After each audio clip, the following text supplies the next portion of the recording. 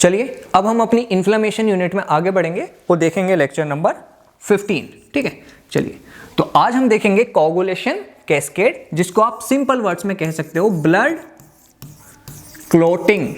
ठीक है, चलिए देखिए ये टॉपिक तो एक्चुअल में फिजियोलॉजी का है, लेकिन हम पैथोलॉजी में भी रिवीजन करा रहे हैं आपका। ठीक है, चलिए देखो कोगुलेशन कैस्केड, देखो ये दो पाथवे से चलता है, एक होता है इंट्रिंसिक पाथवे, एक होता है एक्सट्रिंसिक पाथवे।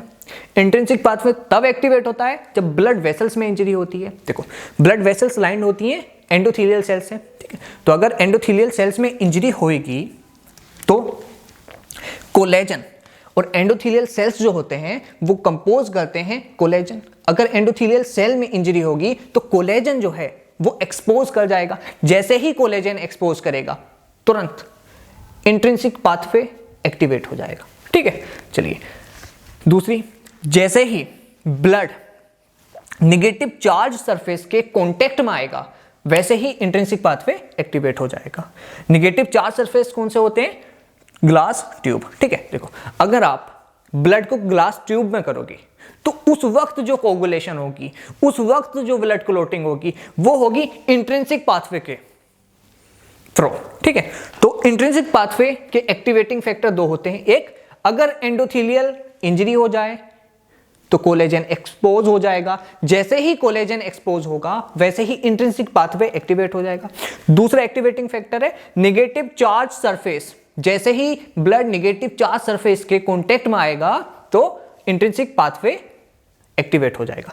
अब एक्सट्रिंसिक पाथवे तब एक्टिवेट होता है जब टिश्यू की इंजरी होती है। ठीक है, अब देखो जैसे ही टिश्यू की इंजरी होती है तो ये प्रोड्यूस करता है टिश्यू थ्रोम्बोप्लास्टिन, और टिश्यू थ्रोम्बोप्लास्टिन एक्टिवेट करता है एक्सट्रिंसिक पाथवे को। ठीक है, तो इन नटशेल इंट्रिंसिक पाथवे तब एक्टिवेट होगा जब पहला ब्लड वेसल्स की इंजरी होगी, दूसरा ब्लड नेगेटिव चार्ज सरफेस के कांटेक्ट में आएगा। ठीक है, एक्सट्रिंसिक पाथवे तब एक्टिवेट होगा जब टिश्यू की इंजरी होगी तो वो रिलीज करेगा टिश्यू थ्रोम्बोप्लास्टिन, तो वो एक्टिवेट कर देगा एक्सट्रिंसिक पाथवे को। ठीक है, अब सवाल आता है बॉडी में एक्सट्रिंसिक पाथवे चलता है या इंट्रिंसिक पाथवे चलता है? तो ध्यान रखना बॉडी में इंट्रिंसिक पाथवे और एक्सट्रिंसिक पाथवे साइमल्टेनियसली चलते हैं। उसका रीजन समझो, अगर ब्लड वेसल्स में इंजरी होगी, अगर ब्लड वेसल्स में इंजरी होगी तो टिश्यू में भी तो इंजरी होगी। तो इधर देखो ब्लड वेसल में इंजरी हुई, इंट्रिंसिक पाथवे एक्टिवेट हो गया, इधर टिश्यू में इंजरी हुई, एक्सट्रिंसिक पाथवे एक्टिवेट हो गया। ठीक है, तो ये साइमल्टेनियसली चलते हैं, इसलिए हम इनको साइमल्टेनियसली पढ़ेंगे। ठीक है, चलिए अब समझो, देखो इंट्रिंसिक पाथवे में वही एंडोथेलियल सेल की इंजरी हुई, कोलेजन एक्सपोज हुआ तो इंट्रिंसिक पाथवे एक्टिवेट हो गया। और इंट्रिंसिक पाथवे जैसे ही एक्टिवेट होता है तो जो फैक्टर नंबर 12 होता है, ठीक है, वो कन्वर्ट हो जाता है एक्टिवेटिंग फैक्टर में। ठीक है, मतलब जैसे ही एंडोथेलियल सेल की इंजरी हुई तो फैक्टर 12 एक्टिवेट हो गया। ठीक है, देखो यहां पर मैंने ए बनाया है ना, इसका मतलब है जो फैक्टर 12 है वो एक्टिवेटेड है। फिर फैक्टर 12 एक्टिवेट कर देता है फैक्टर 11 को। ठीक है, फिर फैक्टर 11 एक्टिवेट कर देता है फैक्टर 9 को। ठीक है, तो पहले एंडोथेलियल सेल में इंजरी हुई, फिर 12 एक्टिवेट हुआ, 12 ने 11 को कर दिया, 11 एक्टिवेट करता है 9 को। ठीक है, फिर देखो 9 एक्टिवेट करता है 10 को, और जब 9 फैक्टर 10 को एक्टिवेट करता है तो इसको रिक्वायरमेंट होती है कैल्शियम आयन की और फैक्टर 8 की। ये 7 है, गलत लिखा है, फैक्टर 8 की। ठीक है, चलिए वहीं इंट्रिंसिक पाथवे, आप सोचो अगर टिश्यू में भी इंजरी हुई तो ये रिलीज करेगा थ्रोम्बोप्लास्टिन, और ध्यान रखना थ्रोम्बोप्लास्टिन को ही फैक्टर नंबर 3 कहते हो आप। ठीक है, चलिए फैक्टर नंबर 3 एक्टिवेट कर देगा तुरंत फैक्टर नंबर 7 को। फिर फैक्टर नंबर 7 समझो कैल्शियम की हेल्प से फैक्टर नंबर 10 को एक्टिवेट कर देगा। मतलब इंट्रिंसिक पाथवे और एक्सट्रिंसिक पाथवे दोनों ही कन्वर्ज हो रहे हैं फैक्टर नंबर 10 को एक्टिवेट करते हुए। ठीक है, मतलब देखो यहां तक तो अलग पाथवे चला, यहां तक भी अलग पाथवे चला इंट्रिंसिक का और एक्सट्रिंसिक का, लेकिन अब फैक्टर नंबर 10 कॉमन पाथवे चलेगा।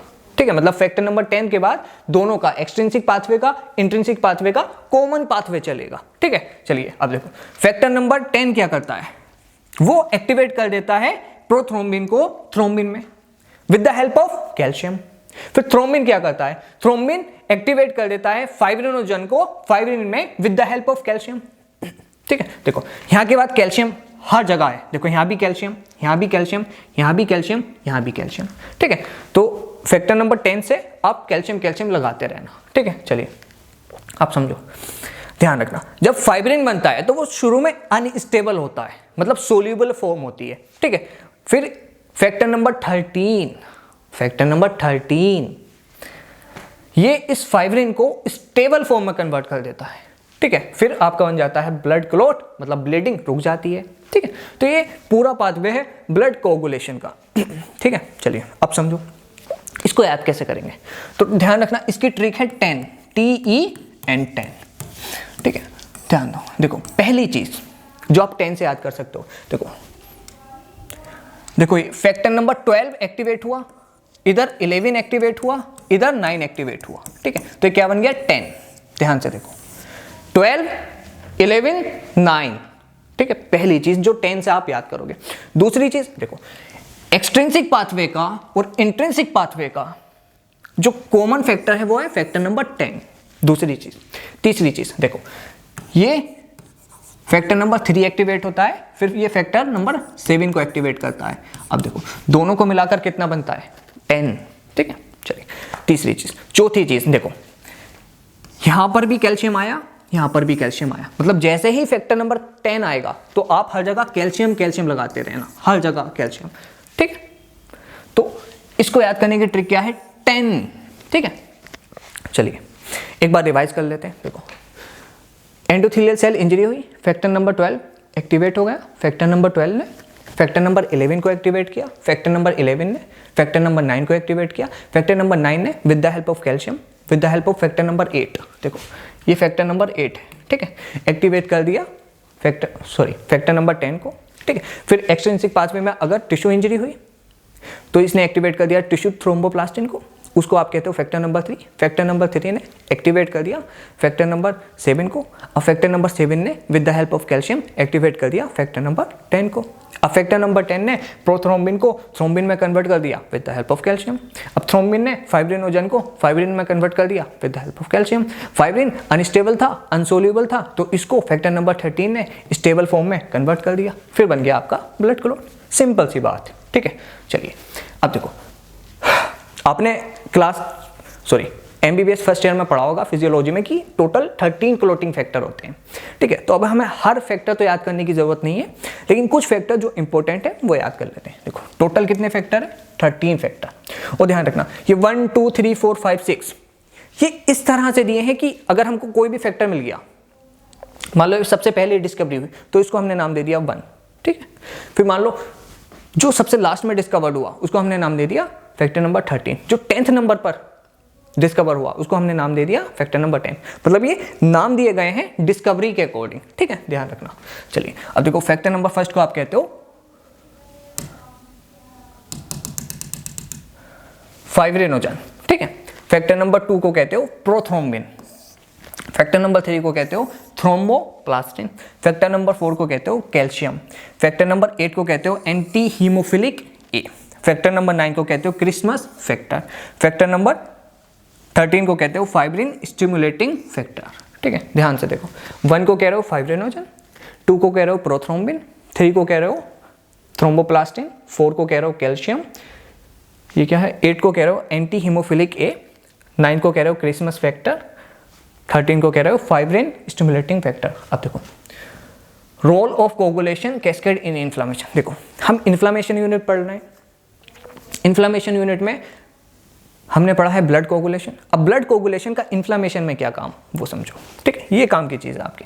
ठीक है, देखो क्लोट फॉर्मेशन होता है, क्लोट फॉर्मेशन होता है तो इन्फ्लामेशन में कैसे हेल्प करता है, वो मिनिमाइज कर देता है ब्लड लॉस, तो इन्फ्लामेशन में हेल्प करता है ब्लड कोगुलेशन, पहली चीज़। दूसरी चीज़ फाइब्रिनोजन जो है, फाइब्रिनोजन जो है फैक्टर नंबर 1। ठीक है, ये ओप्सोनिन्स की तरह एक्ट करता है, मतलब ये प्रमोट करता है फेगोसाइटोसिस को। ठीक है, मतलब ये रोल है इसका इन्फ्लामेशन में। तीसरा थ्रोम्बिन, थ्रोम्बिन जो है वो कीमोटैक्टिक एजेंट की तरह काम करता है। ठीक है, तो इसका भी रोल है इन्फ्लामेशन। ठीक है, चलिए आगे चलते हैं।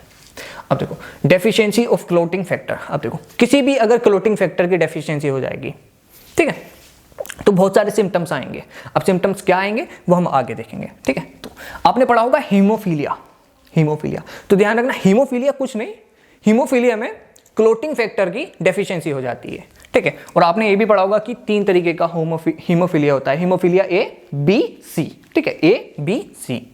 अब देखो हीमोफीलिया ए तब होता है जब फैक्टर नंबर 8 की डेफिशिएंसी हो जाती है, हीमोफीलिया बी तब होता है जब फैक्टर नंबर 9 की डेफिशिएंसी हो जाती है, हीमोफीलिया सी तब होता है जब फैक्टर नंबर 13 की डेफिशिएंसी हो जाती है, ठीक है। अब देखो अगर फैक्टर नंबर 8 की डेफिशिएंसी हो जाएगी, ये 9 की हो जाएगी, ये 13 की हो जाएगी, तो कहीं ना कहीं ब्लीडिंग डिसऑर्डर हो जाएगा, मतलब ब्लड कोगुलेशन में एबनॉर्मेलिटी आ जाएगी, ठीक है। चलिए अब ध्यान रखना, फैक्टर नंबर 9 को आप कहते हो क्रिसमस फैक्टर, ठीक है। इसलिए जब भी क्रिसमस फैक्टर की डेफिशिएंसी होगी तो इसको आप कहोगे क्रिसमस डिसीज, ठीक है। तो हीमोफीलिया बी को आप क्रिसमस डिसीज भी कहते हो, ठीक है, ध्यान रखना क्रिसमस डिसीज, ठीक है। तो ये बात है जो आपको पता होनी चाहिए। अब देखो features of clotting factor deficiency, अब देखो क्या क्या फीचर्स आएंगे अगर क्लोटिंग फैक्टर डेफिशिएंट हो जाएंगे। पहला एपिस्टेक्सिस, मतलब नेजल ब्लीडिंग, सोचो कोगुलेशन होगा नहीं तो नेजल ब्लीडिंग हो जाएगी, ठीक है। दूसरा हेमरेज ऑन माइल्ड इंजरी, मतलब नॉर्मली क्या होता है, आपको माइल्ड इंजरी हुई, छोटी सी इंजरी हुई, तो आपका ब्लड कोगुलेशन पाथवे एक्टिवेट हो जाता है और वो उस ब्लीडिंग को रोक देता है। लेकिन सोचो अगर फैक्टर ही डेफिशिएंट है तो क्या ब्लड कोगुलेशन पाथवे वर्क कर पाएगा प्रॉपर्ली? बिल्कुल नहीं। तो क्या ब्लीडिंग रुक पाएगी? नहीं, मतलब हेमरेज हो जाएगा छोटी सी इंजरी से भी, ठीक है। चलिए तीसरा हीम आर्थरोसिस, मतलब जॉइंट ब्लीडिंग, जो आपके जॉइंट से उनमें भी ब्लीडिंग होने लगेगी। चौथा माउथ ब्लीडिंग, मुंह से खून आने लगेगा। फिफ्थ रेक्टल ब्लीडिंग, ठीक है। तो समझो बात को, एपिस्टेक्सिस हो जाएगा, हेमरेज हो जाएगा, हिम आर्थरोसिस हो जाएगा, माउथ ब्लीडिंग हो जाएगी, रेक्टल ब्लीडिंग हो जाएगी, ठीक है। तो ऐसे फीचर्स हैं जिनको आपको याद करने की बिल्कुल भी जरूरत नहीं है, अंडरस्टैंडेबल है, ठीक है, कि हाँ यार अगर फैक्टर्स की डेफिशिएंसी हो जाएगी तो ब्लड कोगुलेशन नहीं हो पाएगा, जिसकी वजह से मल्टीपल टाइम्स या मल्टीपल जगह ब्लीडिंग होने लगेगी। तो नाक से होने लगेगी, मुंह से होने लगेगी, जॉइंट से होने लगेगी, माइल्ड इंजरी से हेमरेज हो जाएगा, रेक्टल ब्लीडिंग हो जाएगी, ठीक है। चलिए अब एक नोट पॉइंट समझो, देखो वॉन विली ब्रांड फैक्टर जो है, ध्यान रखना, ये स्टेबलाइज करता है फैक्टर नंबर 8 को, ठीक है। इसलिए अगर कभी वॉन विली ब्रांड फैक्टर की डेफिशिएंसी हो जाती है तो फैक्टर नंबर 8 स्टेबलाइज नहीं हो पाता है। अगर ये स्टेबलाइज नहीं हो पाएगा तो प्रॉपर्ली ब्लड क्लोटिंग नहीं हो पाएगी। अब अगर ब्लड क्लोटिंग नहीं हो पाएगी तो ये सारे फीचर्स आएंगे, ठीक है। अब अगर सोचो आपके प्रूफ एग्जाम में सिर्फ ये क्वेश्चन आया कि what is the effect of von Willebrand factor deficiency, ठीक है, तो आपने कुछ नहीं पढ़ा है, आप दिमाग लगाकर क्या लिख सकते हो, वॉन विली ब्रांड फैक्टर, मतलब ये फैक्टर नंबर 8 को स्टेबलाइज कर रहा है, मतलब फैक्टर नंबर 8 को स्टेबलाइज कर रहा है, मतलब कहीं ना कहीं ब्लड क्लोटिंग को प्रमोट कर रहा है। अब अगर इसी की डेफिशिएंसी हो जाएगी, फैक्टर नंबर 8 नहीं रहेगा, फैक्टर नंबर 8 नहीं रहेगा